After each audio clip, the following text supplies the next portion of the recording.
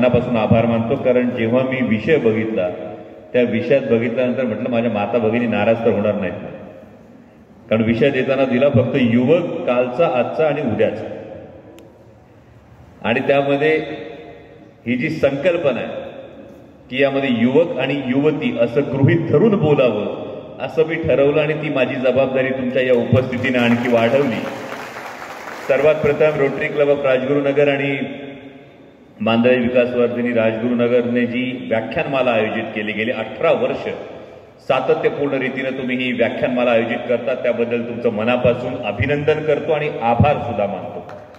आणि सुरुवातीला जो विषय मला बोलण्यासाठी दिला त्याबद्दल धन्यवाद मानतो, कारण प्रत्येक वेळी व्यासपीठावर राजकीय विषयांवर बोलत असताना कुठेतरी देशाच्या भविष्याविषयी बोलण्याची आस असते आणि ती आस आज तुमच्या या विषयातून खरं तर पूर्ण होणार आहे. ती म्हणजे युवक कालचा, आजचा आणि उद्याचा.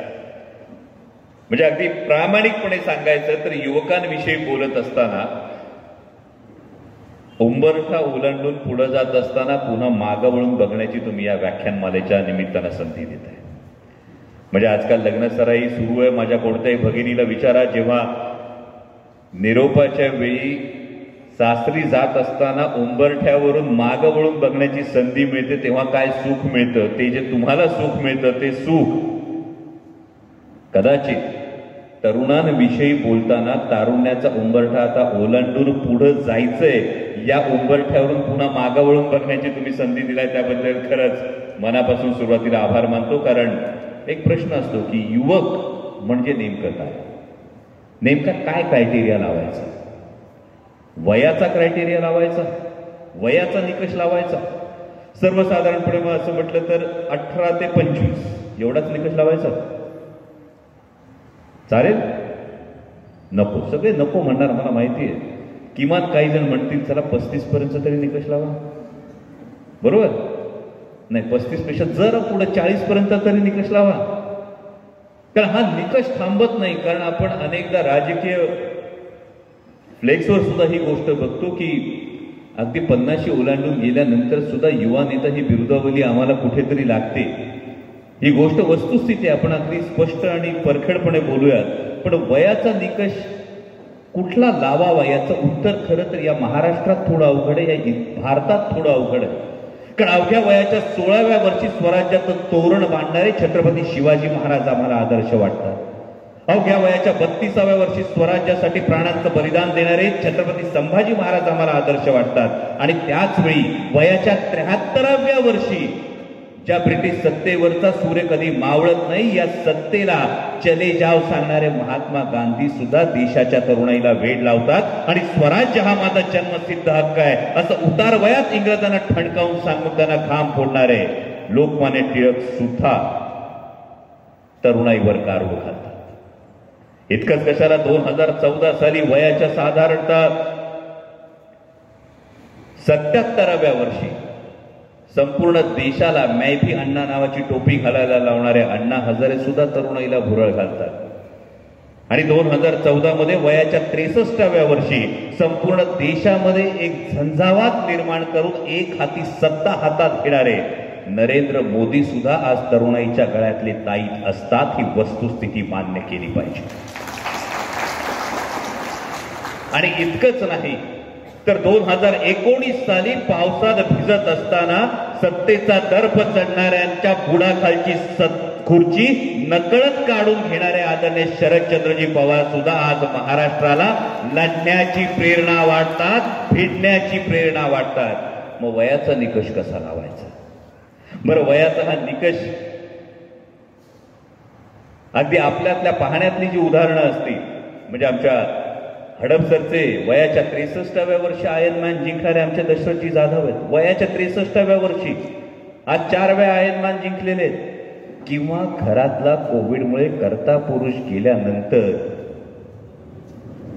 पोटचा मुलगा गेल्याचं दुःख बाजूला ठेवून सुद्धा कंबर कसून पुन्हा हिमतीनं उभे राहणारे धोतरवाले बाबा सुद्धा सगळ्या वयाचे निकष आपले बाजूला ठेवतात. आणि म्हणून एक गोष्ट अधोरेखित होते की तरुणाईचा विचार करत असताना फक्त वयाचा जर निकष लावला तर कुठेतरी आपण या तारुण्यावर अन्याय करतो. त्यामुळे तुम्हाला जीव भांड्यात पडेल ही गोष्ट आहे की यामध्ये तरुणाईला वयाचा निकष लावण्याची खरं तर आवश्यकता नाही. मग निकष कुठला लावायचा? मनाचा निकष लावला तर ती व्याप्ती इतकी मोठी होती कारण प्रत्येकच जण मनाने तरुण असतो. जर खोटं वाटत असेल तर कोणत्याही मेडिकल स्टोअरमध्ये गेल्यानंतर हेअर डायचा खप आणि ब्युटी प्रॉडक्टचा खप जर विचारला तर तुम्हाला कळेल तरुणाई किंवा तारुण्य या गोष्टीविषयी आपल्याला किती मोठी आस्था आहे. अहो इतकंच कशाला वि स खांडेकरांच्या ययातीमध्ये सुद्धा ययाती आपल्या मुलाकडे शेवटी काय मागतो तर तारुण्य मागतो. आणि म्हणून मनाचा निकष जर लावायचा झाला तर मनाचा निकष लावत असताना मनात प्रत्येकाच्या तरुण असण्याची, तरुण राहण्याची, तरुण दिसण्याची ही कायम अपेक्षा आहे. इतकंच नाही तर प्रत्येक पुरुषांना एकदा छातीवर हात ठेवून सांगावं, म्हणजे माझ्या माता भगिनी नक्की सांगतील की आपल्या घरच्या पुरुषांनी किती वेळा डोक्यावरचे केस कायम राहावेत यासाठी ऑनलाईन एखादं तेल मागवलंय. बरोबर. तुम्ही मेडिकल स्टोअरमधून हक्कानं अगदी आस्थेनं जे अँटी रिंकल क्रीम आणलंय ते बघू ग काय म्हणून लावून बघितलंय की नाही बघितलंय. जेव्हा आपण ही वस्तुस्थिती म्हणतो बरं याच्यामध्ये काहीच गैर नाही. कारण आज जेव्हा आपण मेट्रोसेक्शुअल पुरुष म्हणतो, जो शहरांमध्ये पुरुष म्हणतो, या मेट्रोसेक्शुअल पुरुषाची ही ओळख आहे. हे कॉन्फिडेंटली दिसणं, हे कॉन्फिडेंटली असणं आहे. आणि त्यामुळे केवळ मनाचा निकष लावणं तेही अवघड आहे. मग आपण पुढे जात म्हणतो की तरुण म्हणजे नेमका काय, तरुणाईची व्याख्या काय. म्हणजे अनेकांनी तरुणाईविषयी अनेक गोष्टी लिहून ठेवल्या. काहींनी म्हटलंय की साधारणपणे बालपणातून प्रौढावस्थेत जाण्याच्या मधला जो टप्पा असतो त्याला तारुण्य म्हणतात. मला पुन्हा ही व्याख्या तरुणाईवर प्रचंड अन्याय करणारी व्याख्या वाटते की म्हणजे बालपणापासून प्रौढावस्थेपर्यंत जायचा मधला टप्पा म्हणजे तारुण्य असतं. आता काही जण तर म्हणतात याला गद्दे पंचवीशी सुद्धा म्हणतात, काही जण स्वच्छंदी अनुभवाची अनुभूती म्हणतात. पण या सगळ्या व्याख्या तरुणाईवर अन्याय करणाऱ्या वाटतात. मला जे वाटतं ते तुमच्याशी शेअर करतो की तरुण नेमकं कुणाला म्हणावं. माझ्या मते ज्याच्या मनगटात ताकद आहे, ज्याच्या उरात हिंमत आहे, ज्याच्या डोक्यात सद्विचार आहे, ज्याला संस्कृतीची जाण आहे, ज्याच्या नजरेत भविष्याचा वेध आहे, ज्याला वास्तवाचं भान आहे आणि स्वतःचं भविष्य घडवण्याबरोबर समाजाला आणि देशाला काहीतरी देण्याचा ज्याचा उद्देश आहे तो प्रत्येक जण तरुण आहे असं म्हटलं तरी वावगं ठरणार. कारण मेंढराच्या कळपानं जगणारे सुद्धा आहेत आणि लांडग्याच्या प्रवृत्तीनं लचकेतोड करणारे सुद्धा आहेत. पण वाघाच्या निर्भयतेने, कोल्ह्याच्या चतुराईनं आणि राजहंसाच्या नीरक्षीर विवेक बुद्धीनं पुढे जाणारा तरुण आज देशाला हवाय. आणि यासाठी आज या संवादाचा घाट घातला. आणि मी पुन्हा एकदा आयोजकांचं दुसऱ्या कारणासाठी आभार मानतो. कारण सध्या व्हॉट्सअप चॅट किंवा व्हॉट्सअपच्या युनिव्हर्सिटीमध्ये वेगवेगळं ज्ञान डोक्यावर आदळत असताना, हे ज्ञान आदळत असताना खरं तर अशा व्याख्यानमालांच्या माध्यमातून एक वैचारिक मूस घडत असते. आणि जेव्हा ही वैचारिक मूस घडते हिची गरज नेमकी काय असते तर माणसाच्या जन्माला आल्यानंतर त्या मनुष्य प्राण्याला 2 खांद्यांवर जो अवयव दिलेला आहे त्याला डोकं म्हणतात. या डोक्यामध्ये मेंदू असतो आणि त्या मेंदूमध्ये विचार असायला लागतो. हा विचार भरण्याचं काम या व्याख्यानमाला करतात. याच्यावर माझा विश्वास आहे. आणि इतकंच नाही तर माझ्यासारख्या कार्यकर्त्याला अशा पद्धतीच्या व्यासपीठावरून, विचारपीठावरून स्वतःचेच विचार पुन्हा एकदा ताऊल सुलाखून तपासून घ्यायला संधी मिळते. आणि विशेषतः आयोजकांचे या विषयासाठी आणि जागेसाठी आभार मानतो. आभार अशासाठी की तुम्ही विषय दिलात, युवकांविषयी, आणि जागा निवडली ती या खेड तालुक्याची जागा निवडली. आजूबाजूला जर नजर टाकली तर या विषयाचं, या मातीला जेवढं महत्व पटलंय तेवढं महत्व जगात कुठे असेल की नाही हे माहीत नाही. याचं कारण तुम्हाला सांगतो. अवघ्या 16व्या वर्षी संजीवन समाधी घेणारे संत ज्ञानेश्वर माऊलींची आळंदी शेजारी आहे. अवघ्या 42 वर्षांच्या आयुष्यामध्ये जगाला इतका मोठा संदेश देणारा जगद्गुरु तुकोबा रायांचा देहूचा जो वास्तव्याचा परिसर आहे तो इथून बाजूला आहे. अवघ्या 23व्या वर्षी देशासाठी फासावर जाणाऱ्या हुतात्मा राजगुरूंची ही भूमी आहे. बाजूला असलेल्या म्हाळुंगे पडवळमध्ये अवघ्या 22व्या वर्षी देशासाठी हौतात्म्य पत्करणाऱ्या हुतात्मा बाबू गेनूंची ही भूमी आहे. इतकं कशाला पलीकडच्या आमच्या तळेगाव ढमढोरेचे विष्णू पिंगळे, विष्णू गणेश पिंगळे जे गदर पार्टीतले सहकारी होते आणि क्रांतिकारक म्हणून देशासाठी फासावर गेले वयाच्या अवघ्या 27व्या वर्षी, ज्या तरुणाईनं इथं रक्त सांडलं, ज्या तरुणाईनं इथं क्रांती घडवली, ज्या तरुणाईनं इथं केवळ राजकीय नाही तर सामाजिक क्रांती घडवली, त्या मातीत आज तुम्ही युवकांविषयी बोलण्याची संधी देतात, त्यासाठी तुमचं मनापासून आभार मानतो. जेव्हा आपण म्हणतो युवक कालचा, आजचा आणि उद्याचा, आता मुद्दा पडतो की कालचा म्हणजे कुठला कालचा. म्हणजे आमच्या कैलासराव विचार करतील कालचा म्हणजे कुठला, तो सांगा आधी. तो कालचा युवक कुठला, तर यासाठी अगदी सुरुवातीपासून आतापर्यंतच्या प्रत्येक कालचा धांडोळा घेणं फार महत्वाचं पडतं. म्हणजे अगदी प्राचीन काळापासून जेव्हा सुरुवात झाली, अगदी प्राचीन काळाने सुरुवात झाल्यानंतर सुरुवातीला जी 4 आश्रम व्यवस्था होती, म्हणजे ज्यामध्ये ब्रह्मचर्याश्रम होता, त्यानंतर गृहस्थाश्रम होता, त्यानंतर वानप्रस्थाश्रम होता, त्यानंतर संन्यासाश्रम होता. या 4 आश्रमांमधून जो तरुण घडत होता, जो ब्रह्मचर्याश्रम होता, म्हणजे काळ कसा बदलत जातो बघा. एक काळ असा होता की गुरुच्या गृही जाऊन आपण ज्ञानार्जन करणं हा ब्रह्मचर्याश्रम होता. आजकाल ट्युशनसाठी शिक्षकांना घरी बोलवायला लागलं. नंतर गृहस्थाश्रम होता की गृहस्थ म्हणजे कौटुंबिक जबाबदाऱ्या संपल्यानंतर हा गृहस्थाश्रम चोखपणे पार पाडल्यानंतर वानप्रस्थाश्रमाकडे निघून जाणं ही गोष्ट होती. आज आमचा गृहस्थाश्रमच संपत नाही. स्वतःचं झालं का पोरांचं बघा, पोरांचं झालं की भाच्यांचं बघा, भाच्याचं झालं का पुतण्यांचं बघा, तेवढं बी होऊन पोट भरत नाही. मग म्हणतो जरा नातवंडांचं बघतो, नंतर वानप्रस्थाश्रमाचा विचार करतो. म्हटलं तर ही गोष्ट चांगली, म्हटलं तर ही गोष्ट वाईट. वाईट अशासाठी की पुढच्या पिढीला संधी कधी देणार, आणि चांगली अशासाठी की खरं तर आम्ही आमचं तारुण्य वाढवत चाललो. बरं, या काळानंतरचा पुढचा काळ आला, जो एक मधला काळ होता, ज्या काळाविषयी कायम सांगितलं जात होतं की या देशातून सोन्याचा धूर निघत होता. सम्राट चंद्रगुप्त मौर्यांचा काळ असेल, सम्राट हर्षवर्धनांचा काळ असेल, या सगळ्या काळामध्ये या देशामधून सोन्याचा धूर निघत होता. हाही काळ संपला आणि देवगिरींच्या यादवांचं साम्राज्य पडलं आणि त्यानंतर एक काळोखी काळ सुरू झाला. या काळोखी काळामध्ये नेमका तरुण काय करत होता? नेमका तरुण करत होता की भगव्याला मुजरा सुद्धा लपून छपून करावा लागत होता. आणि तिथं ज्ञानोबा माऊलींनी ज्या भागवत धर्माचा पाया रचला, ज्या भागवत धर्माची उभारणी केली, ती फार महत्वाची ठरते. की हातातली तलवार मराठ्यांच्या निसटून गेली होती, पण हातातली तलवार निसटली तरी सुद्धा मूठ वळलेली ठेवायचं काम त्या भागवत धर्माच्या पताकेने केलं आणि मराठ्यांची मूठ तशीच वळलेली राहिली. आणि मराठ्यांची ही मूठ वळलेली राहत असताना खरं तर तलवारी झिजत होत्या सुलतानांच्या पायाशी. मनगटात ताकद होती, पराक्रम होता, उरात हिंमत होती, पण पराक्रमाचं मोल फक्त सुलतान करतील ही एक अपेक्षा या शिवपूर्व काळात होती. भले भले योद्धे होते, मोठमोठे शूरवीर होते, एकेकाच्या पदरी 10-10 हजारांचं सैन्य असण्याची ताकद होती, पण पराक्रम मात्र कायम मोगलांच्या दरबारात, मोगलांच्या पदरी, सुलतानांच्या पदरी खपत होता. तलवारी गहाण पडल्या होत्या, स्वाभिमान मान खाली टाकून होता. आणि त्याच वेळी याच मातीत स्वराज्याचा सूर्य जन्माला आला. तो केवळ स्वराज्याचा सूर्य नाही तर किल्ले शिवनेरीवर महाराष्ट्राचं आत्मभान जाग झालं आणि छत्रपती शिवाजी महाराजांचा राष्ट्रमाता जिजाऊ माँसाहेबांच्या पोटी जन्म झाला. आणि पुन्हा एकदा तरुणाई स्फुरली. ज्या तरुणाईला पुन्हा एकदा स्फुरण चढलं आणि या तरुणाईला स्फुरण चढल्यानंतर जो इतिहास घडला, 350 वर्षांनंतर गुलामीच्या शृंखला या तोडल्या गेल्या.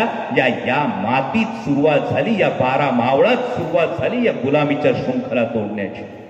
जेव्हा तरुणाईविषयी बोलताना अनेक जण विचारतात इतिहासाचा दाखला तुम्ही का देता, मी कायम सांगतो की जो समाज इतिहास विसरतो त्याला भविष्य असत नाही. आणि तुमच्या माझ्यासाठी पुण्याईची गोष्ट ही आहे की ज्या मातीला छत्रपती शिवाजी महाराजांची पावलं लागली, त्या मातीत तुम्ही आणि मी लहानाचे मोठे झालो आहोत. आणि जेव्हा त्या मातीत लहानाचे मोठे होतो तेव्हा आपल्या नसानसांमध्ये जे रक्त सळसळतं, त्या रक्ताची आण घेऊन पुढचं भविष्य विणायचं असतं. छत्रपती शिवाजी महाराजांचा काळ झाला, महाराष्ट्राचा मराठेशाहीचा काळ झाला. आणि त्यानंतर बाजूलाच पुण्यावरचा शनिवार वाड्यावरचा पेशव्यांचा ध्वज उतरला आणि युनियन जॅक चढला. आणि हा युनियन जॅक चढल्यानंतर ब्रिटिश सत्ता अस्तित्वात आली. या ब्रिटिश सत्ता अस्तित्वात आल्यानंतर 1818 पासून जवळपास ते 1947 पर्यंत ही जी ब्रिटिश सत्ता अस्तित्वात राहिली, त्यावेळेच्या तरुणाईची एक वेगळी अस्वस्थता होती. जेव्हा आपण कालचा तरुण म्हणतो तेव्हा या कालच्या तरुणाकडे पाहायला लागेल, आजच्या तरुणानं पाहावं लागेल की सगळीकडून जखडलेलं असताना सुद्धा कालचा तरुण सुद्धा बॅरिस्टर होत होता. कालचा तरुण सुद्धा क्षितिजाच्या वेगवेगळ्या सीमा पादाक्रांत करत होता. आणि हे करत असताना म्हणजे अनेक क्रांतिकारांविषयी, अनेक स्वातंत्र्य सैनिकांविषयी, स्वातंत्र्य वीरांविषयी आपण ऐकतो की बॅरिस्टर झाले, चांगली प्रगती होती, ICS झाले. त्यावेळी IAS सारखी जी ICS ची परीक्षा होती, ICS उत्तीर्ण झाले, चांगली सरकारी नोकरी मिळत होती. पण हे सगळं सोडून देशसेवेसाठी स्वतःला झोकून दिलं. नावं काढायला बसलात तर 1760 नावं अशी समोर दिसतील जी आज आदर्शवत आपल्या समोर आहे. या कालच्या तरुणाईकडे का पाहावं लागतं तर आजच्या तरुणाईला हे सांगण्याची गरज येते की जेव्हा सगळी सुख हात जोडून समोर उभी असताना मी माझ्या मातीला काहीतरी देणं लागतो, मी माझ्या देशाला काहीतरी देणं लागतो, या भावनेतून एक त्यागवृत्ती आणणारा हा कालचा तरुण आधी ब्रिटिश काळात होता. त्यानंतरचा एक कालचा तरुण होता तो देश स्वतंत्र झाल्यानंतर जन्माला आले.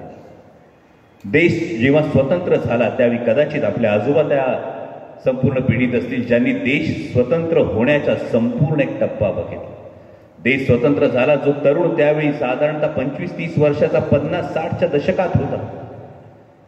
म्हणजे हे विशेषतः उल्लेख करावा लागतो कारण जेव्हा काही राजकीय विधानं येतात की देश स्वतंत्र कधी झाला अशी काही विधानं मधल्या काळात आपल्या समोर आली. पण हे होत असताना अगदी भाकरा नांगल पासून ते all India institute of medical sciences पासून ते अनेक शासकीय संस्था ज्या काळात उभ्या राहिल्या, ज्या आजही मार्गदर्शक ठरत जातात, हा संपूर्ण एक वाटा बघत असताना, हा संपूर्ण एक प्रवास, एक संपूर्ण स्थित्यंतर बघत असणारी एक पिढी, एक तरुण होता जो तरुण डोळे विस्फारून या सगळ्या गोष्टीकडे बघत होता. त्या तरुणाचा तोपर्यंत विश्वासच बसत नव्हता की होय आपण खरंच स्वतंत्र झालो आहोत. त्या तरुणाच्या मनात त्यावेळी हाच प्रश्न होता की असं तर झालं नाही ना की केवळ गोरे साहेब गेले आणि त्यांच्या जागी काळे साहेब आले, अशी तर हा फेरबदल झाला नाही ना, हा त्या तरुणाच्या मनात प्रश्न होता. आणि त्यानंतरचा एक फार महत्वाचा काळ सुरू झाला. तो महत्वाचा काळ म्हणजे जे आजचे मार्गदर्शक कालचे तरुण आपण बघतो, जे साधारणतः 80-90च्या दशकामध्ये 25-30-40 वर्षाचे होते. जे 80च्या काळामध्ये 80 ते 90च्या दशकामध्ये 30 ते 40 वर्षाचे होते, यांचं एकदा तुम्ही जर तारुण्य आठवलं तर तुमच्या त्यावेळेच्या म्हणजे आज जवळपास माझ्या वडिलांच्या वयाची माणसं आहेत ही सगळी. आज कुठेतरी 60, 65, 70च्या वयातली जी माणसं होती ही या 80 ते 90च्या दशकातली तरुण होती. आणि ही फार महत्वाची एक फळी मला कायम वाटते कारण या फळीनं एक फार मोठं स्थित्यंतर पाहिलं. या फळीनं पहिल्यांदा टेलिव्हिजन येताना पाहिला. आठवते जोशी काका? म्हणजे ट्रान्झिस्टरवर ऐकायची गाणी आणि सिबाका गीतमाला, बिनाका गीतमाला, या बिनाका आणि सिबाका गीतमाला नंतर ट्रान्झिस्टरवर ऐकणारी गाणी, घरात असलेला तो एका उच्चभ्रू घरामध्ये असणारा एखादा रेडिओ, आणि त्यानंतर तुम्हाला आठवत असेल 87 साली दूरदर्शन पहिल्यांदा आला, पहिल्यांदा टीव्ही आला. आजच्या मुलांना खरं तर हे फार साधी गोष्ट वाटेल, हा ठीक आहे ना टीव्ही प्रत्येकाच्या घरात असतो. पण जेव्हा 87 साली जेव्हा पहिल्यांदा टीव्ही आला तेव्हा फक्त टीव्ही आला नव्हता, त्या टीव्ही बरोबर तंत्रज्ञान आपल्या घरात आलं होतं. तोपर्यंत साधं तुमच्या आयुष्याचं एक स्थैर्य जे होतं, म्हणजे मुलगा शिक्षक झाला तर शेतकरी कुटुंबाला आयुष्याला स्थैर्य होतं. स्थैर्यानंतर जर कोणी डॉक्टर इंजिनियर झाला तर ती फार मोठी लॉटरी होती त्या काळात. जर डॉक्टर इंजिनियर झाला तर ती एक फार मोठी लॉटरी होती. साधी एक अपेक्षा आपण हे करू, जेव्हा शेती ही सचोटीने होत होती पण व्यापाराच्या मर्यादा होत्या, आणि या सगळ्या मर्यादा असताना सुद्धा स्थैर्य ही एक सगळ्यात मोठा क्रायटेरिया त्या काळच्या त्या तरुणाचा होता. मी पुन्हा तरुणाच्या क्रायटेरियाबद्दल बोलतो. तरुणाचं मुख्य उद्दिष्ट काय होतं? त्यामुळे 80 ते 90च्या दशकामध्ये जो 30 वर्षाचा तरुण होता त्याचं मुख्य उद्दिष्ट होतं मला स्थैर्य हवंय, मला स्टॅबिलिटी हवी आहे. आणि हे स्थैर्य होत असताना 80 ते 90च्या दशकामध्ये कुठेतरी शहरीकरण साद घालायला लागलं होतं. शहरांची सुरुवात झाली होती, शहरं वसायला सुरुवात झाली होती. ज्यांना कुणाला संधी मिळाली ते शहराकडे धावत होते आणि ज्यांना त्यावेळी संधी मिळाली नाही ते खरं तर मनातल्या मनात शहरात जाण्याची स्वप्न बघत गाड्या आपला गाव बारा म्हणत होते. ही वस्तुस्थिती आहे. इतकंच कशाला की समृद्धतेचं लक्षण काय तर जावा यजदी आणि बुलेट दारात असणं हे समृद्धपणाचं लक्षण होतं. म्हणजे जीप वगैरे असणं तर फार मोठी गोष्ट होती. जीप असेल, अँबॅसेडर असेल, इतकंच कशाला तुमचीच ही पिढी होती की ज्यांनी मारुती 800 आल्यानंतर हा काय खेकडा, याला काय गाडी म्हणायची असं सगळे म्हणून झाले. आणि त्यानंतर जेव्हा वेटिंगमध्ये नंबर लागला तेव्हा त्या वेटिंगसाठी आपण किती गयावया केल्यात हे सुद्धा आपण आपला काळ आहे. कारण हे सगळं तुम्हाला आठवून देण्याचं एक फार महत्वाचं कारण आहे की ही स्थित्यंतर आहे. म्हणजे ही स्थित्यंतर जेव्हा आपण अनुभवतो तेव्हा नेमका आपण कुठून कुठला टप्पा गाठलाय, कुठून कुठला पल्ला गाठलाय याचा एकदा आपण विचार करतो. आणि इतकंच नाही तर याच पिढीनं पाहिलंय. म्हणजे टीव्ही आल्यानंतर नंतर रंगीत टीव्ही आला आणि रंगीत टीव्ही आल्यानंतर जेव्हा दूरदर्शनवर रामायण सुरू झालं तेव्हा त्याच टीव्हीला हार घालून रामायण मालिका बघितली का नाही? बघितली. याच पिढीनं ही मालिका बघितली. हे सगळं सुख, हा सगळा आनंद किती भाबडेपणा आहे. आज किती भाबडेपणा वाटतो. कुठेतरी एका ठिकाणी मालिका शूट होते, ती मालिका नंतर रिले केली जाते, पण जणू काही ही भावना जपण्यासाठी मला वाटतं रामायणाच्या वेळी टीव्हीला हार घालणं ही केवळ भाबडी मानसिकता नव्हती. मी कायम त्याला संस्कार म्हणतो. तो संस्कार म्हणजे आत जे चाललंय त्याच्याशी जोडलं जाणं. आणि म्हणून आज ही दोन लेकरं 103 आणि 67 किल्ल्यांवर जातात आणि म्हणून राजा शिवछत्रपती आणि स्वराज्यरक्षक संभाजी या मालिका कुठेतरी टीव्हीतून प्रत्येकाच्या मनात आणि हृदयात घुसतात. तर ही सगळी पिढी आहे. याच सगळ्या पिढीनं जगाची बाजारपेठ देशासाठी उघडी होताना पाहिली. म्हणजे या पिढीला जागरूकतेनं जर बघितलं असेल तर तोपर्यंत शेअर मार्केट ही ठराविक मुठभरांची असलेली मक्तेदारी या पिढीच्या काळात हळूहळू उघडली गेली. त्यातल्या चांगल्या गोष्टी, वाईट गोष्टी तर सोडून द्या, पण ज्या चांगल्या गोष्टी त्याचा विचार केला तर हे दालन त्यावेळी उघडलं गेलं. जसं दालन उघडलं गेलं, जशी माजी पंतप्रधान मनमोहन सिंगजींच्या काळामध्ये अर्थव्यवस्था खुली झाली. अर्थव्यवस्था खुली झाल्यानंतर म्हणजे आज विशेषतः आपण खेड तालुक्यात बोलताना, खेड तालुक्यात बोलत असताना आपल्याला जर आपल्या लहान लहान मुलांना जरी सांगितलं ना जवळपास किती प्लांट आहेत इंटरनॅशनल गाड्यांचे, तरी आपली मुलं या प्लांट सांगतील, पण यांचं सगळं प्रवेशद्वार तुमच्या नजरेत देखत खुला झालंय.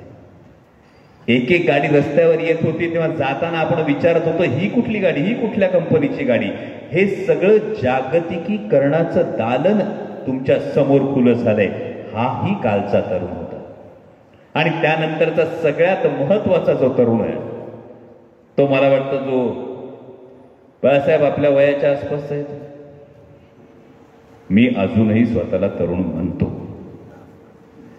पण प्रामाणिकपणे जर समजा 3 महिने मेडिकल स्टोअरमध्ये जर हेअर डाय मिळायचे बंद झाले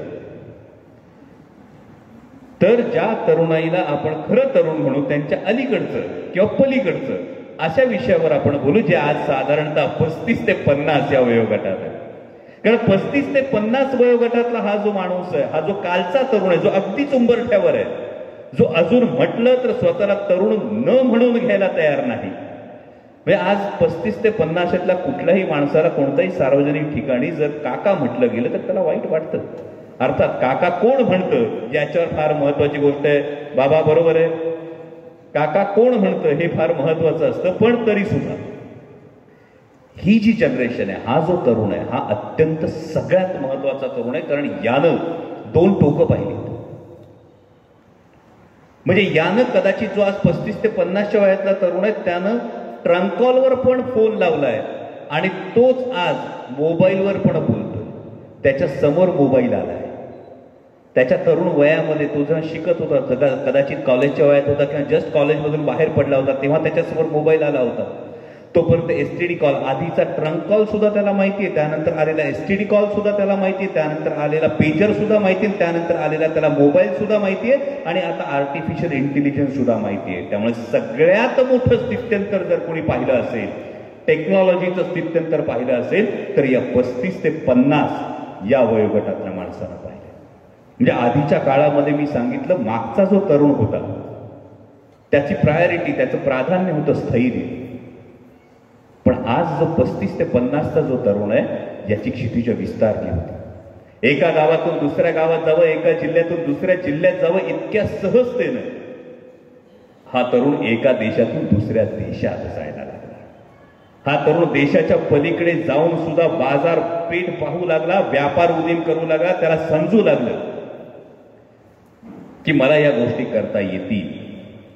हा विश्वास निर्माण झाला. आज स्वतः आपण आठवू की आपल्या किती जणांचे मित्र, कोणी परदेशात शिकायला गेला असेल, कोणी परदेशात स्थायिक झाला असेल, अनेक जणांचे परदेशामध्ये आज व्यवसाय करतायत.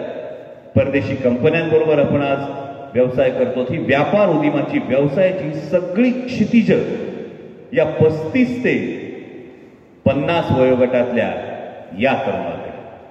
आणि मग या कालच्या तरुणानं स्थैर्याबरोबर संपन्नता आली. स्थैर्याबरोबर संपन्नता आली. ते संपन्नता आल्यानंतर अनेक वेगवेगळ्या गोष्टीकडला विचार करा. आज तुम्ही इतके छान सूट घालून वगैरे बसताय किंवा हे जॅकेट्स घालून बसताय. 25 वर्षांपूर्वी याला काय म्हणत होतो? ही गोष्ट घडत होती, ही गोष्ट होत होती. आज जर तुम्ही म्हणत असाल तर याच एका संपूर्ण पिढीने जे कष्ट घेतले, हे कष्ट घेतल्यानंतर या पिढीमध्ये आलेल्या संपन्नतेनंतर या पिढीसमोर आता फार मोठी जबाबदारी निर्माण झाली. ती जबाबदारी यासाठी निर्माण होते की कायम पुढे येणारी पिढी, तुमच्या मागून येणारी पिढी ही तुमच्या पावलावर पाऊल ठेवण्याचा प्रयत्न करते. ती तुम्हाला आदर्श मानत असते. आणि हा आदर्श मानत असताना तुम्हाला हे आत्मपरीक्षण करावं लागतं की नेमकं आम्ही आमच्या नंतर येणाऱ्या पिढीला संपन्नता दिली, आम्ही आमच्या नंतर येणाऱ्या पिढीला विकास दिला, पण आम्ही आमच्या नंतर येणाऱ्या पिढीला खरोखर संस्कार दिला का? स्थैर्य मिळवायचं, स्थिर व्हायचं, चांगले पैसे कमवायचे, या सगळ्या कोशामध्ये धावता धावता आम्ही स्वतःला रेशमाचा किडा तर करून घेतला नाही की त्याला वाटतं तो रेशमी कोश विणत जातो, एवढं महागडं रेशीम तो विणत जातो, पण त्यानंतर तो मात्र स्वतःच त्या कोशात अडकून जातो. तशी तर तुमची माझी अवस्था झाली नाही ना. फक्त आत्मपरीक्षण करण्याचा प्रश्न आहे. हे कुठेही आरोप नाही. आपण आपल्या पुढच्या पिढीला हे कधी सांगितलं का की पोट भरण्यासाठी, म्हणजे मगाची जोशी सरांनी काही उल्लेख केले, पण पोट भरण्यासाठी फक्त ओंजळभर पुरेसं असतं. आणि एकदा ओंजळ भरली की त्या ओंजळीनंतर शेवटी मातीमोल होणार असतं. तेव्हा ते मातीत मिसळण्यापेक्षा दुसऱ्याच्या ओंजळीत टाकायचं असतं. हे कधी आपण पुढच्या पिढीला सांगितलं? म्हणजे ही जबाबदारी या 35 ते 50 या तरुणाची फार मोठी जबाबदारी येते. कारण त्याच्याकडे अनुभव आहे. त्यानं जगाच्या सगळ्या रीती बघितल्या, त्यानं अनेक संकट बघितली. अहो इतकंच कशाला, साध्या क्रिकेटमधले 2 वर्ल्ड कप, 2 वन डे इंटरनॅशनलचे वर्ल्ड कप आणि 1 T20चा वर्ल्ड कप जिंकलेला बघितलेली फक्त आपली पिढी. कबूल करा, खरं की खोटं? त्यामुळे हा सगळा अनुभव आपण पुढच्या पिढीला देत असताना तो नेमका कोणत्या नजरेतून देतो आहोत? आपण त्यांना फक्त धावायला शिकवणार आहोत की आपण त्यांना धावत असताना संत तुकाराम महाराजांनी सांगितलेलं तुका म्हणे त्यातल्या त्यात ही सुद्धा वृत्ती आपण शिकवणार आहोत? म्हणजे एकीकडे संत ज्ञानेश्वर माऊलीचं जो जे वांछील तो ते लाभो, हे जे आपण पसायदान देत राहतो, हे देत असतानाच पुढच्या पिढीला आपण जगद्गुरु तुकोबारायांचं भले त्याची देव कासेची लंगोटी, नाठाळाच्या माथी हाणो काठी, हेही सांगायला लागेल. हा संस्कार आपण पोचवू शकलोय का? ही कालच्या तरुणाईची ही सगळ्यात मोठी जबाबदारी. आणि मग येतो तो आजचा तरुण. आता या आजच्या तरुणाविषयी जर बोलायचं झालं तर आजच्या तरुणाकडे फार मोठं जग, फार मोठी संधी, त्याच्यासमोर फार मोठे आदर्श आहेत. म्हणजे एक साधं जर तुम्ही विचार केला तर आपल्याकडच्या मातीतली किती माणसं आहेत जी 35 ते 50 या वयोगटातली, काही त्याच्या आधीची सुद्धा ही आहेत. म्हणजे आमचा चेतन वाळूंसारखा मुलगा असेल, या खेडच्या तालुक्यातला मुलगा आहे चेतन वाळूंज, रेपॉस इंटरनॅशनल या कंपनीसाठी आज या स्टार्टअपचे पार्टनर स्वतः रतनजी टाटा आहेत. हा या खेड तालुक्यातला. आज नॅशनल हायवेची कामं होत असताना IAS झालेले संकेत भोंडवे या तालुक्यातले. इतकंच कशाला, काळूचे आपले उद्योजक तुकाराम शेठ वाडेकर, त्याची चाकणला कंपनी, तशी कोलकात्याला कंपनी आहे. रवींद्रजी आवळे ते SPS, संदीपजी पखाले SPS, निलेशजी सांगडे SPS, सुप्रसिद्ध संगीतकार अजय अतुल या मातीतले. किती उदाहरणं द्यावी, एवढी सगळी उदाहरणं या एका मागच्या जनरेशनची आहेत, काही नवीन आहे. आणि या उंबरठ्यावरून पुढे जात असताना जी आत्ताची तरुणाई आहे, या तरुणाई समोर जशा संधी आहेत तशी आव्हानं सुद्धा. या तरुणाई समोरच्या संधी काय म्हणू शकतो आपण, तर या तरुणाईला जगाचं क्षितिज मोकळं झालं. म्हणजे आमचे स्नेही प्रवीणदादा गायकवाड काय म्हणतात की शिवकाळामध्ये किंवा पेशवे काळामध्ये असं म्हणायचे, अहत तंजावर ते तहत पेशावर. म्हणजे सगळ्यात खाली तंजावर दक्षिणेत आणि तहत पेशावर, ते अहत तंजावर ते तहत पेशावर संपूर्ण हिंदुस्थान पादाक्रांत करायचं असं म्हटलं जात होतं. आमचे स्नेही प्रवीणदादा म्हणतात की अहत ऑस्ट्रेलिया ते तहत कॅनडा ही आता या तरुणाईची व्याख्या झाली पाहिजे. हे संपूर्ण जग आपल्याला काबीज करायचं, या भावनेनं पुढे जावं लागेल. आधी वाटत होतं सोयरीक करत असताना, माझ्या माता भगिनीत माझ्या त्या सांगत असतील, सोयरीक करत असताना शक्यतो दुसऱ्या गावात जायच्या वेळी सुद्धा विचार करावा लागायचा, दुसऱ्या जिल्ह्यात जाताना विचार करावा लागायचा. आता दुसऱ्या राज्यात जातानाच काय, दुसऱ्या देशात जाताना सुद्धा विचार केला जात नाही. हे जग जवळ येण्याचं लक्षण आहे आणि ही तरुणाई समोरची संधी आहे. तेव्हा विचार करायचा असेल, व्यवसाय करायचा असेल तर आज ग्लोबल व्यासपीठ निर्माण झालं. पण हेच ग्लोबल व्यासपीठ निर्माण होत असताना मगाशी जोशी काका तुम्ही मनातली गोष्ट सांगितली, म्हणजे कंपनीच्या दारावर जाऊन एवढं काम दे असं म्हणणाऱ्या तरुणापेक्षा स्वतःची त्याच तोडीची कंपनी टाकणारा तरुण या मातीत निर्माण व्हावा, या मताचा मी आहे. आणि जेव्हा या गोष्टी घडतील तेव्हा या संधींचं आपण सोनं करू असं मला वाटतं. म्हणजे या तरुणाई समोरची ही आव्हान आहे. मगाशी मी शिवराज द्राक्षेंचं नाव दिलं. म्हणजे पैलवानांसारखी माणसं जेव्हा समोर एक एक आदर्श घडवत जातील, एक एक माणूस घडवत जातील. सुरुवातीला विचार करा, 20-25 वर्षांपूर्वी जेव्हा कुस्ती होती तेव्हा कुस्ती या संकल्पनेसाठी फक्त व्यासपीठ कसं बदललंय ते बघा. कुस्ती असेल, कबड्डी असेल, या संकल्पनेसाठी, कुस्तीसाठी तर फक्त गावोगावच्या जत्रा होत्या. नंतर महाराष्ट्र केसरी सुरू झाली, हिंद केसरी सुरू झाली, या स्पर्धा सुरू झाल्या. कबड्डीसाठी आधी शाळेत बाळासाहेब आपण शाळेतली कबड्डी खेळल्यानंतर कधीतरी कबड्डी अगदीच जिल्हा पातळीवर किंवा राज्य पातळीवर कोण खेळलं असेल तर तेवढीच कबड्डी होती. पण आज कुस्तीची प्रो लीग आली, कबड्डीची लीग आली. या कुस्तीच्या लीगमधून, कबड्डीच्या लीगमधून पुढच्या खेळाडूंसाठीचं एक व्यासपीठ तयार झालं. मध्यंतरी मी एक किस्सा ऐकला होता. आताचा भारताचा T20चा कॅप्टन रोहित शर्माच्या तोंडून.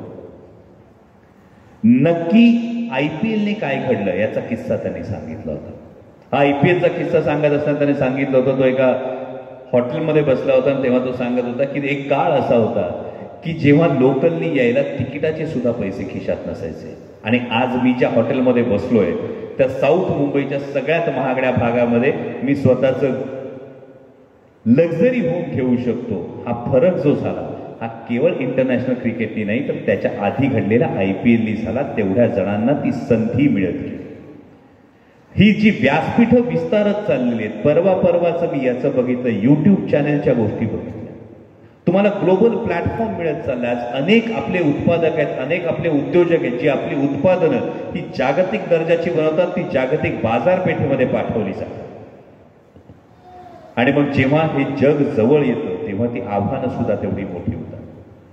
आणि आजच्या तरुणाई समोरचं खरंच फार मोठं आव्हान आहे की आजचा तरुण रोज जगाच्या बाजारात आल्यानंतर अर्जुन होतो, कुरुक्षेत्रातला अर्जुन. कारण त्याच्या लहानपणापासून त्याला वेगळी काहीतरी प्रिन्सिपल शिकवली जातात, वेगळी मूल्य शिकवली जातात, वेगळी तत्व शिकवली जातात. आणि जेव्हा तो घराचा उंबरठा ओलांडून जगाच्या बाजारपेठेत येतो तेव्हा त्यालाच कळत नाही, मी लहानपणापासून जी मूल्य शिकलो होतो, मी जी तत्व शिकलो होतो, मी ज्या प्रिन्सिपल्सवर विश्वास ठेवला होता, आज तीच जगाच्या बाजारात उपयुक्त आहेत.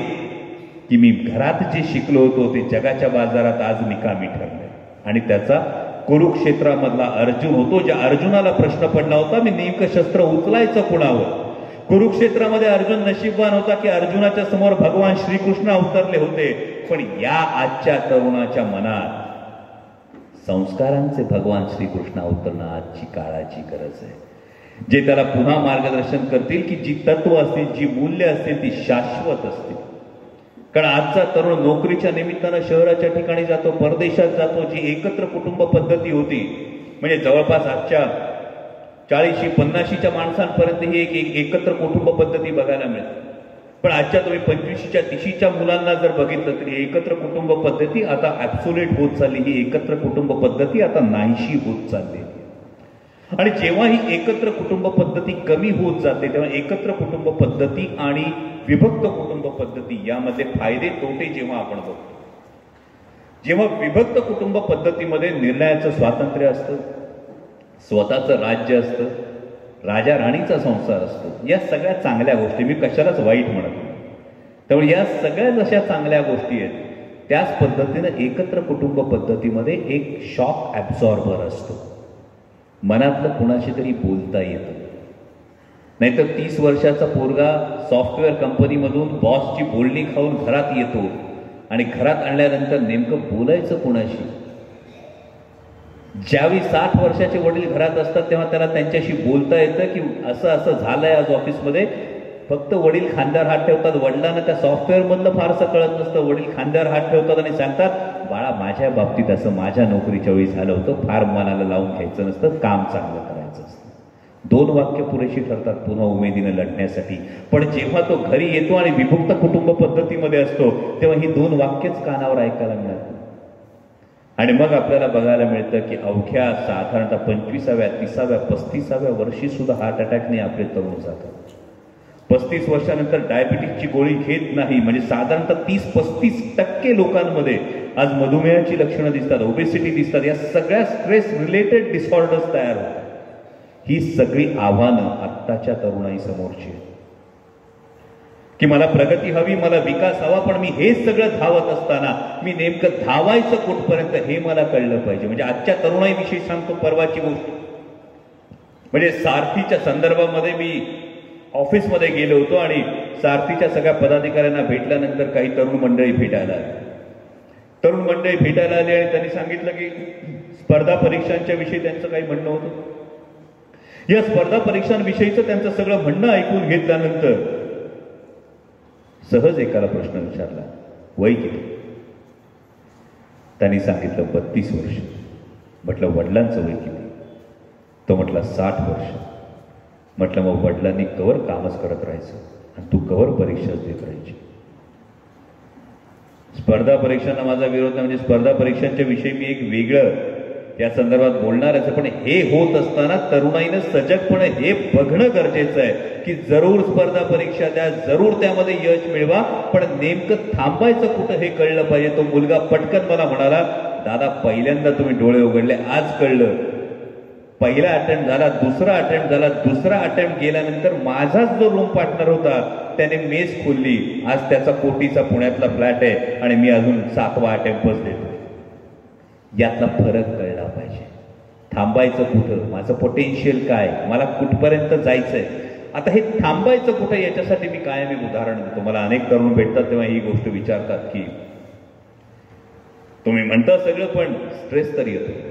आजचं धकाधकीचं आयुष्य आहे, धकाधकीच्या आयुष्यामध्ये स्ट्रेस येतो. त्या स्ट्रेसचं नेमकं करायचं काय? मी काय म्हणतो, जर तणाव खूप जास्त आला तर रेल्वेच्या फलाटावर जा. रेल्वेच्या फलाटावर जाऊन आपल्या हमाल बांधवाकडे जा. जेव्हा माझा हमाल बांधव सामान डोक्यावर उचलतो तेव्हा त्याची उंची कमी होते. आणि विचार करा, जर आपल्या हमाल बांधवानं तेच सामान खाली टाकलं त्याच्यावर उभं राहिला तर काय होईल? तणावाचं आयुष्यात फक्त एवढंच करायचं असतं. जर डोक्यावर घेतला तर आपल्या व्यक्तिमत्वाची उंची कमी होते आणि जर खाली टाकून त्याच्यावर उभं राहायला शिकलात तर आपली आणि आपल्या व्यक्तिमत्वाची उंची वाढते.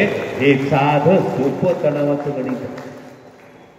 म्हणजे त्या तणावाच्या पायी तरुणाईच्या समोरच्या आणखी एक फार महत्वाची गोष्ट आहे, ते व्यसनाधीनता. मग या व्यसनाधीनतेच्या नादी लागून नंतर आयुष्याची राख रांगोळी करण्यापेक्षा आधीच या तणावाला जर आपण दूर ठेवायला शिकलो तरी चालतं.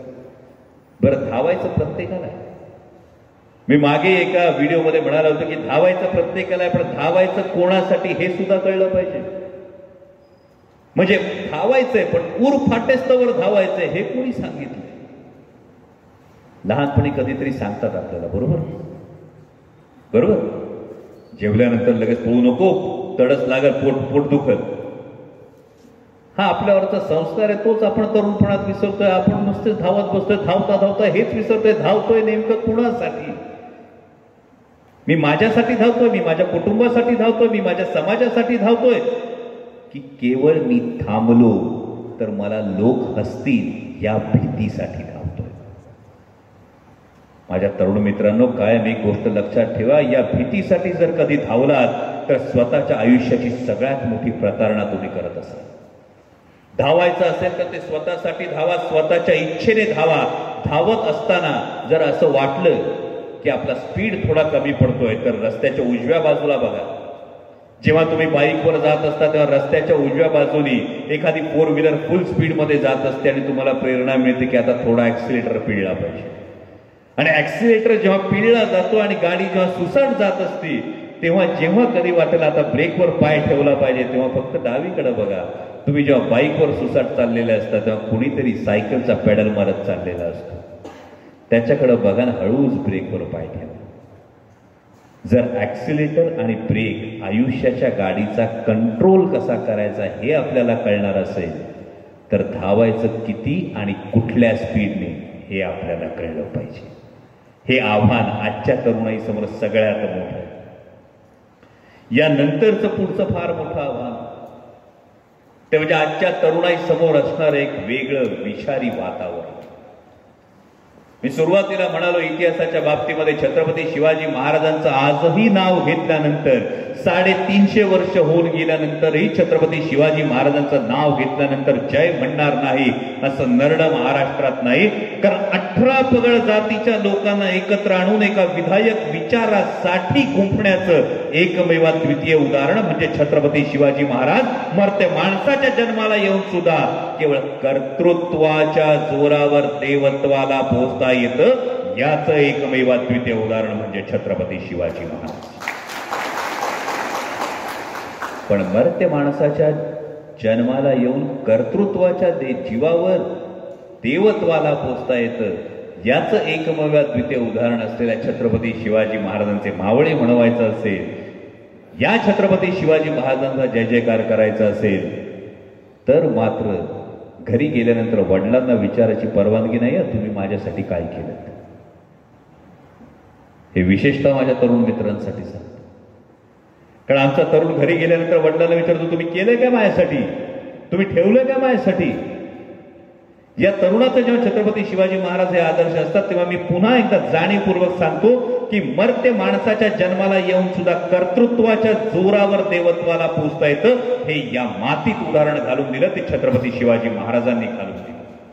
इतकंच नाही तर 18 पगड जातीच्या लोकांना एकत्र केलं. विचार करा, पन्हाळ्यावरून महाराज सुटत होते आणि पन्हाळ्यावरून सुटत असताना महाराजांचा वेश घालून जेव्हा शिवा काशीद हा सिद्धी जोहरच्या छावणीत गेला, माहीत होतं समोर मरण आहे, माहीत होतं सिद्धी जोहर मारणार आहे, फक्त हेतू एकच होता, माझा राजा सुखरूप गेला पाहिजे, माझा राजा पन्हाळ्यावरून विशाळगडापर्यंत पोहोचला पाहिजे. शिवा काशीदने विचार नाही केला माझी जात कोणती, राजांची जात कोणती. शिवा काशीदने नाही विचार केला.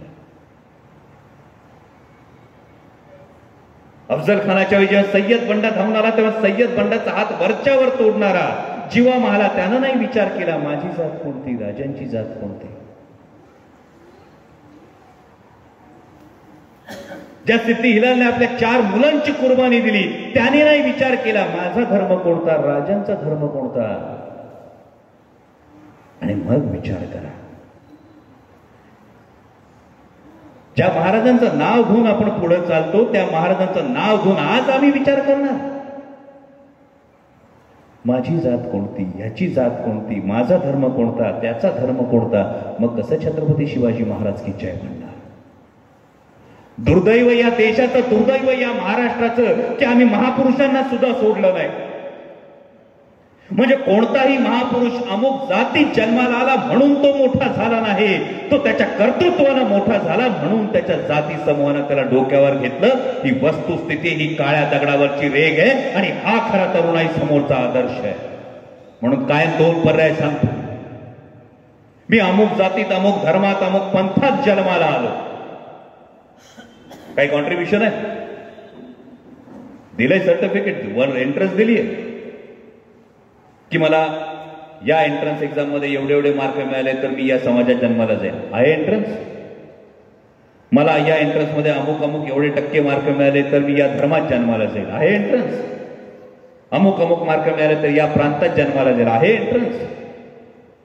मग मी अमुक धर्मात, अमुक जातीत, अमुक पंथात, अमुक प्रांतात जन्माला आलो, याचा न्यूनगंड किंवा अहंकार बाळगणं हा एक पर्याय आहे. आणि मी कोणत्याही जातीत, कोणत्याही धर्मात, कोणत्याही पंथात, कोणत्याही प्रांतात जन्माला आलो तरी माझ्या कर्तृत्वाच्या जीवावर माझं व्यक्तिमत्वाच्या उंचीवर नेऊन ठेवेल की माझा माझ्या जातीला, माझा माझ्या प्रांताला, माझा माझ्या पंथाला आणि माझा माझ्या देशाला अभिमान वाटेल. कुठला पर्याय निवडा?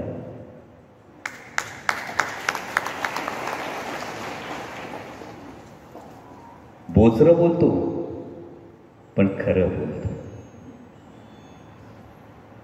कारण हे खरं सांगायला लागेल, हा आरसा दाखवावा लागेल.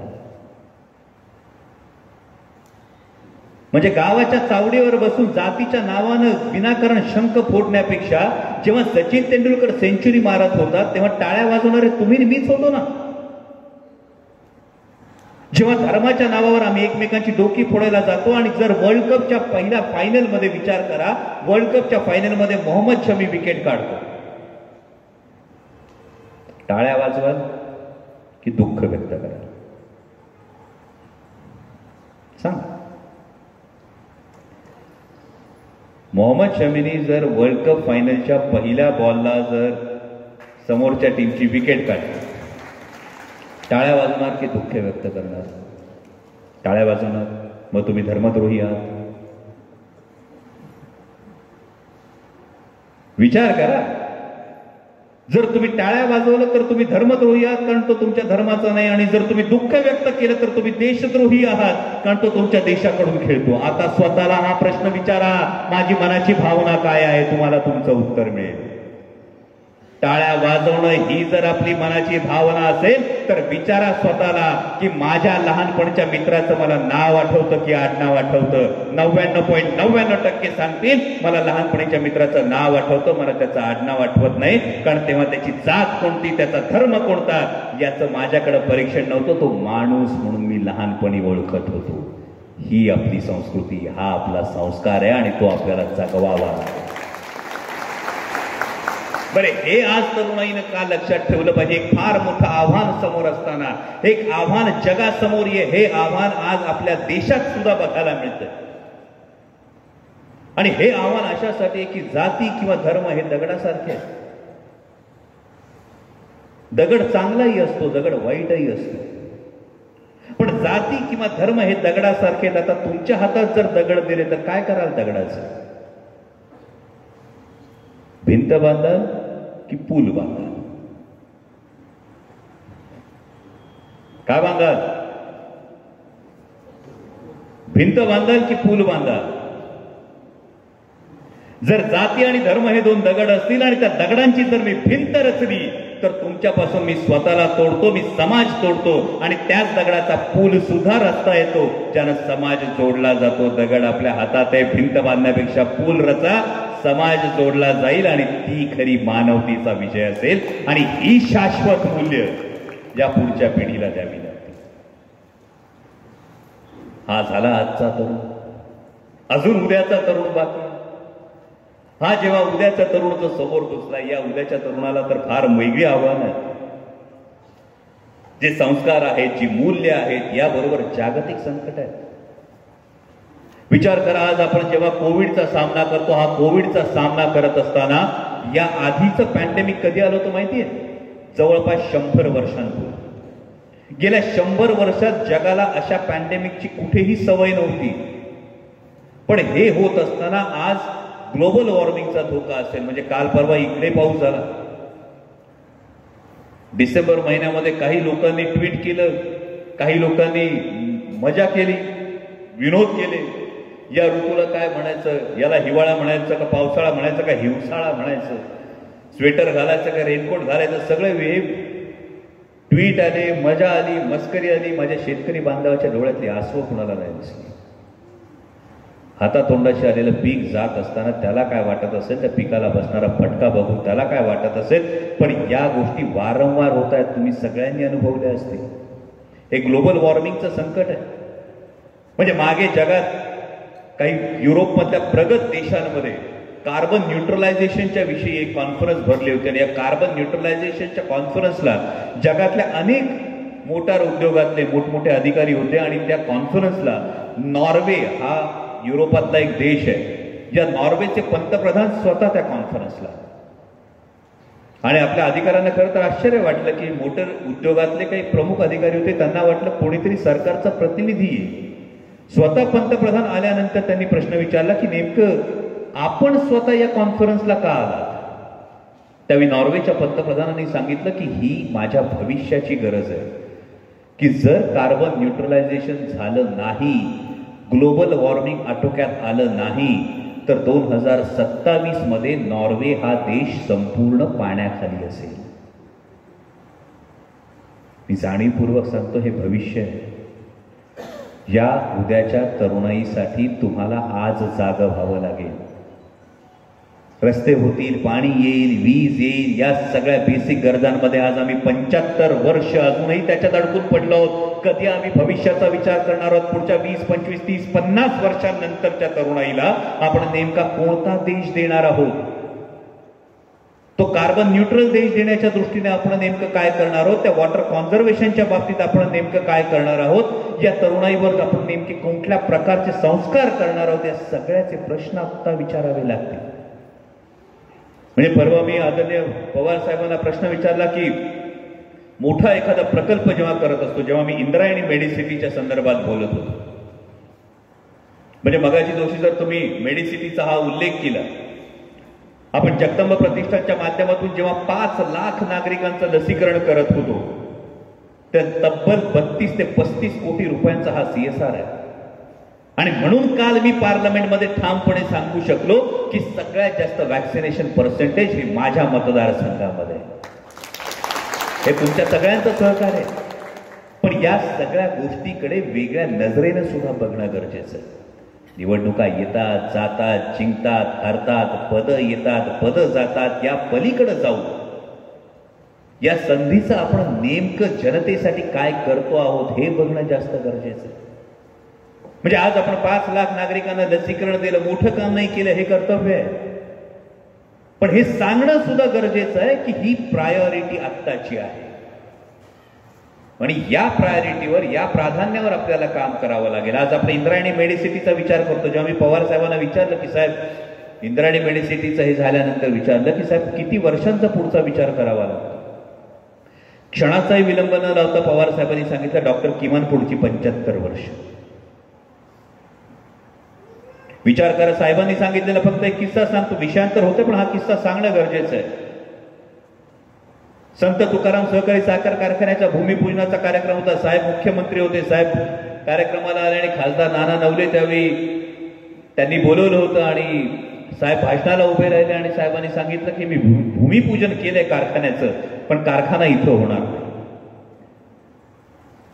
नाना चकित झाले. नाना म्हणाले साहेब काय चुकलं, तुम्ही असं का म्हणताय कारखाना इथं होणार नाही.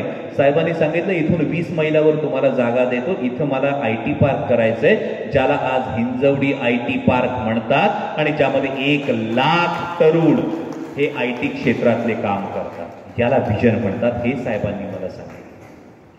आज इंद्रायणी मेडिसिटी होत असताना आपण 100 एकरावर ही मेडिसिटी करतो.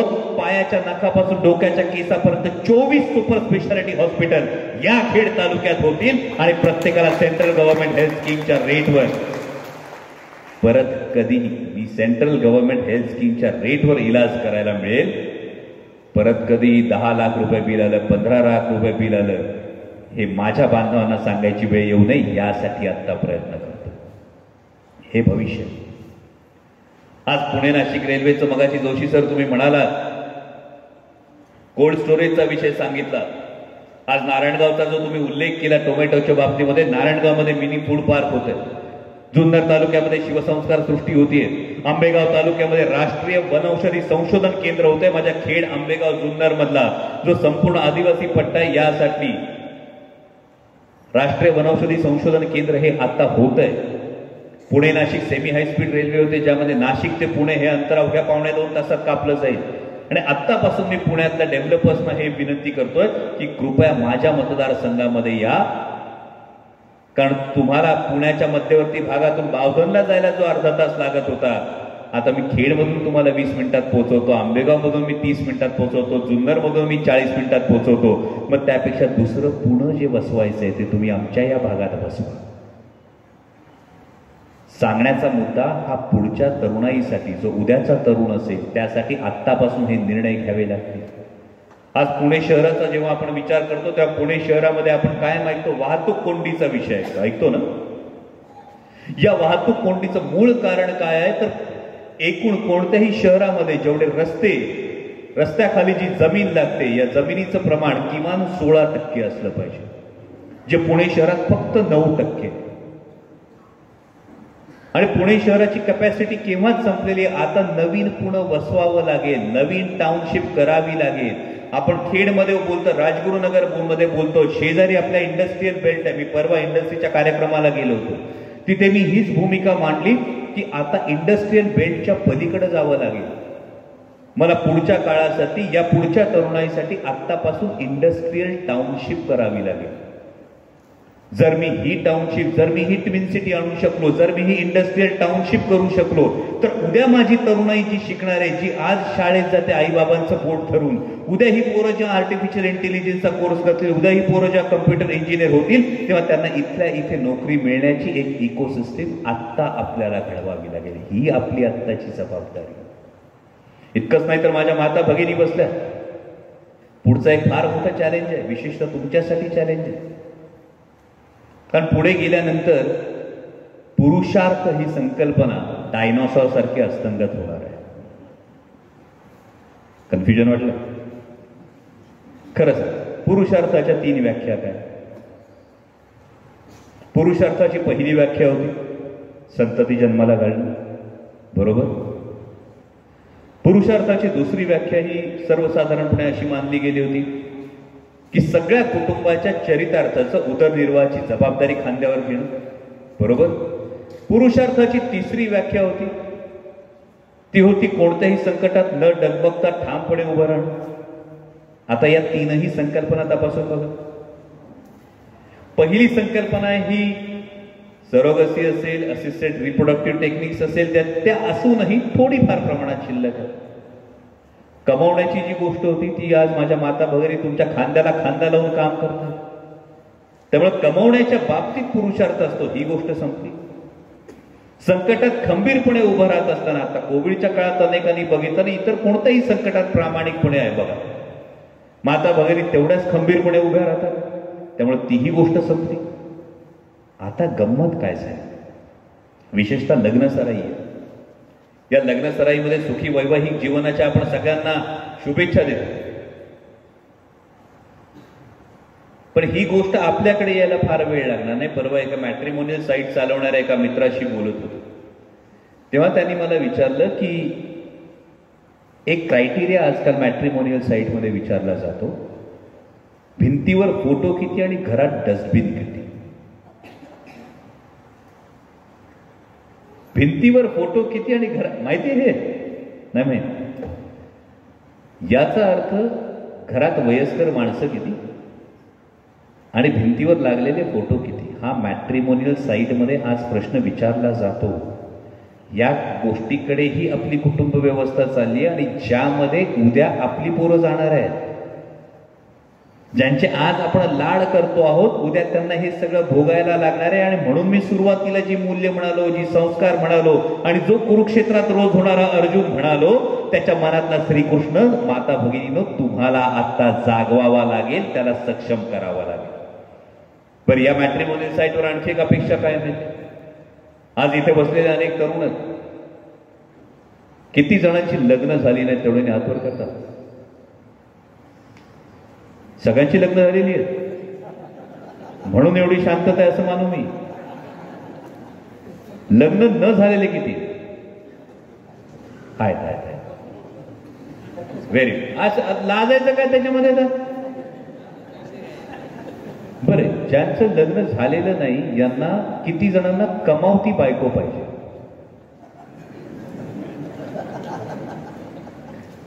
आता जास्त हात वर करू नका. तुम्ही आधी सांगितलं लग्न झालंय म्हणून. कमावती बायको पाहिजे म्हटल्यानंतर पटापट हात वर करू नका. यातल्या किती जणांना कमावती बायको हवी? मनातून सर्वांना हात वर करायला नको म्हणतात, बरोबर? हवी. व्हेरी गुड, कौतुक आहे तुझं.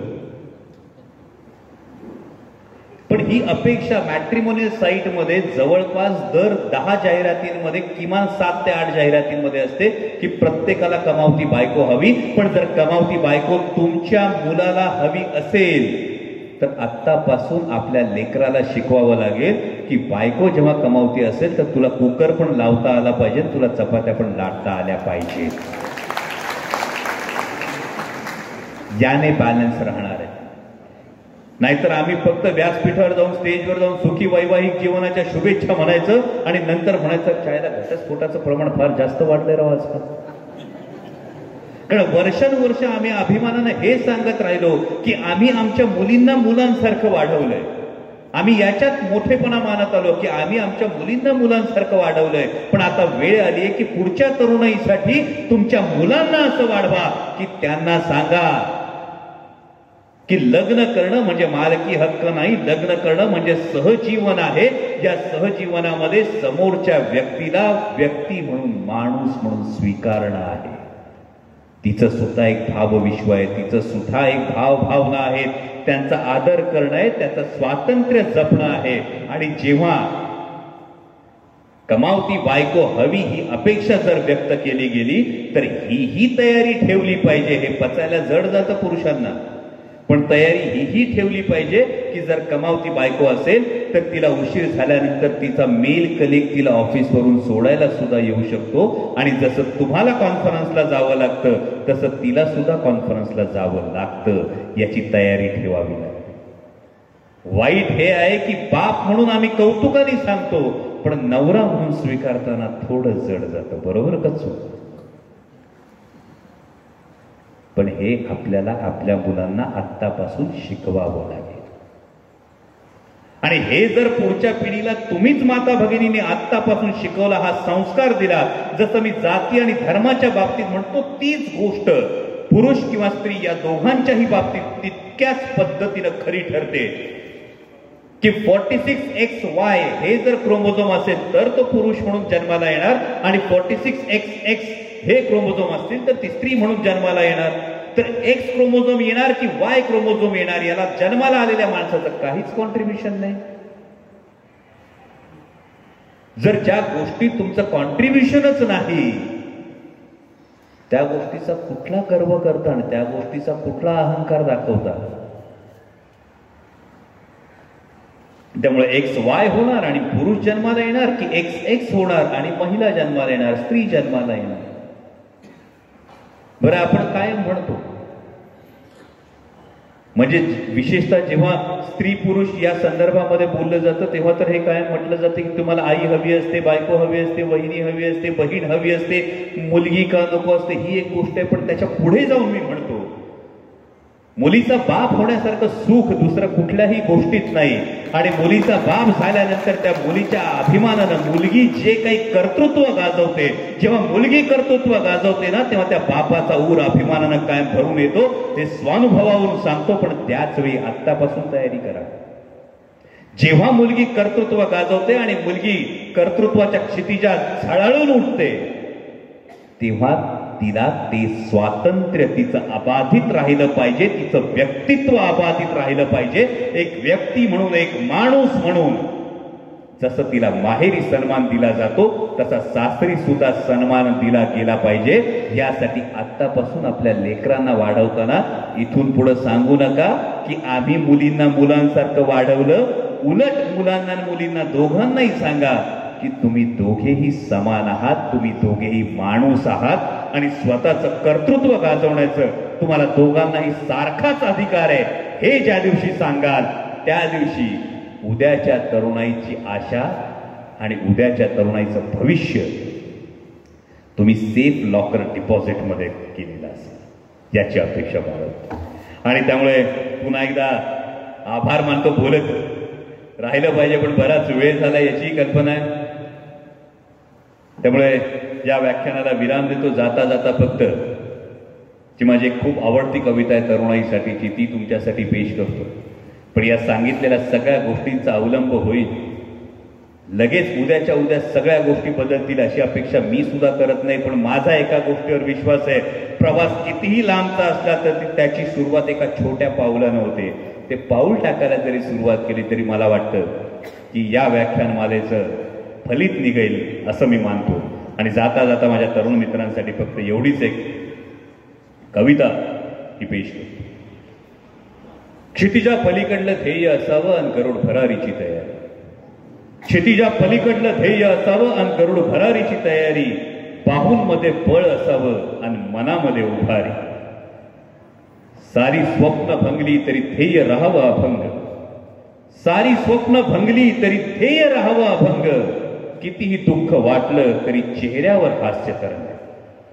भरारीसाठी शोधावर रोज नवा आकाश. भरारीसाठी शोधावर रोज नवा आकाश. कर्तव्यासाठी वाटले तर तोडावेत भावनांचे पाश. खूप दिवसांपासून वाटतंय, खूप दिवसांपासून वाटतंय असं एकदा तरी जगून पाहावं. अपयशाला रोज हिणवत यशाला जिंकत जावं. यशाला जिंकत जावं हीच तरुणाईची ओळख तुम्ही कायम ठेवाल अशी अपेक्षा व्यक्त करतो आणि थांबतो. जय हिंद, जय महाराष्ट्र, जय शिवराय.